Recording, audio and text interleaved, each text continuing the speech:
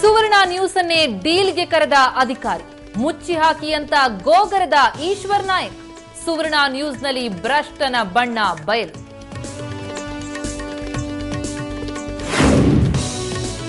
Lokayukta direct deal ಪ್ರಕರಣ ನ್ಯಾಯಮೂರ್ತಿ ಭಾಸ್ಕರ್ ರಾವ್ ಮತ್ತೊಂದು ಭ್ರಷ್ಟ ಮುಖ ಅನಾವರಣ. ಸುವರ್ಣ ನ್ಯೂಸ್ನಿಂದ ಎಸ್ಐಟಿ ಆಡಿಯೋ ಸಿಡಿ ಸಲ್ಲಿಕೆ. ಲೋಕಾಯುಕ್ತ ಸಂಸ್ಥೆಯಲ್ಲೇ ಭ್ರಷ್ಟಾಚಾರ ಪ್ರಕರಣ. ಲೋಕಾಯುಕ್ತ ನ್ಯಾಯಮೂರ್ತಿ ಭಾಸ್ಕರ್ ರಾವ್ ಪದಚ್ಯುತಿಗೆ ಹೆಚ್ಚಿದ ಒತ್ತಡ. ಬಿಜೆಪಿ ಜೆಡಿಎಸ್ ಸದಸ್ಯರಿಂದ ಸಹಿ ಸಂಗ್ರಹ.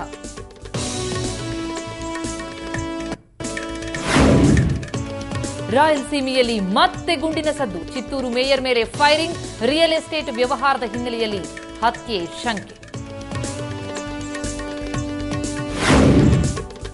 ಕೋಲಾರದಲ್ಲಿ ಬಾಣಂತಿ ಕೆರೆ ತುಂಬಿ ಹೊಲಗಳಿಗೆ ನುಗ್ಗಿದ ನೀರು. ರಾಜಕಾಲುವೆ ಪೂರ್ಣಗೊಳ್ಳದ ಹಿನ್ನೆಲೆಯಲ್ಲಿ ನೀರು ವ್ಯಯ. ಜಿಲ್ಲಾಧಿಕಾರಿಯಿಂದ ವೀಕ್ಷಣೆ.